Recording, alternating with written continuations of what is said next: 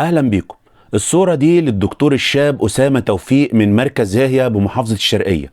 عمره 30 سنة وبيشتغل طبيب عظام بمستشفى معهد ناصر، وبيمتلك عيادة في منطقة الساحل. والدكتور أسامة توفيق شخصية محبوبة، يشهد له بحسن الخلق والطيبة والاحترام جميع الناس، وكمان كفء في مجاله رغم صغر سنه. من أكتر من 4 أيام استأذن من شغله ومرجعش بعدها، فاضطروا أهله يبلغوا عن اختفائه. بتفريغ كاميرات المراقبة المحيطة بالعيادة اللي بيشتغل بيها، تبين دخوله للعيادة وعدم خروجه منها. فدخل رجال المباحث للعيادة ولاحظوا انبعاث رائحة كريهة من داخلها.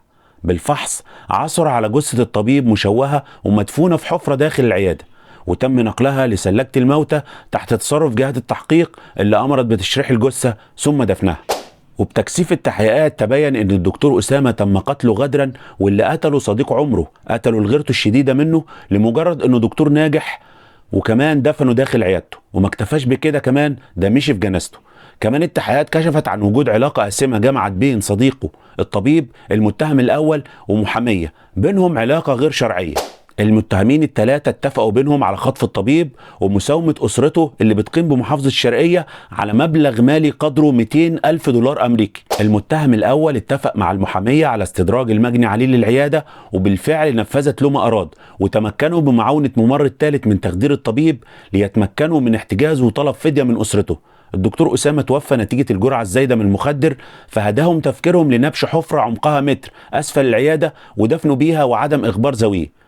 رجال المباحث شرعوا في التحرك داخل العيادة وفحصها، حتى وقع نظرهم على بقعة أسفل سجادة على الأرض بيختلف لونها عن لون الأرض، ودي كانت المفاجأة في اكتشاف الجريمة. لم يتوانى رجال المباحث في الحفر أسفل هذه البقعة حتى حدثت المفاجأة، وعثر على جثمان الطبيب داخل الحفرة على عمق متر من سطح الأرض، والجثة لم تتعفن بعد وليس بها آثار تعذيب.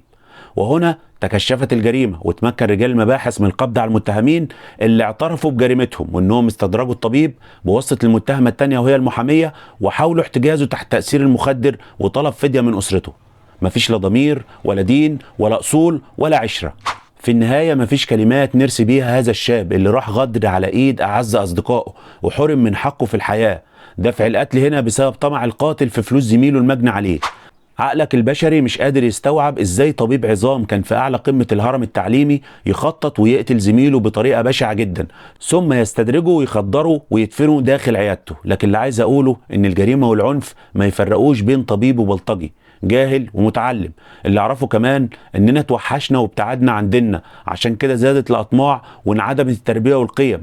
اصبحنا مش بنشوفها لا بالبيوت ولا بالمدارس ولا بالجامعات الا ما رحم ربي. ضاقت الصدور واختلت الموازين وانتشر الفقر، والمادة طغت على الأخلاق. أعزي أهل الفقيد وأعزي العائلة الطيبة وأعزي نفسي. أتلوك بدم بارد من تعلموا مثلك مهنة الإنسانية، ولا أقول إلا ما يرضي الله سبحانه وتعالى. إنا لله وإنا إليه راجعون.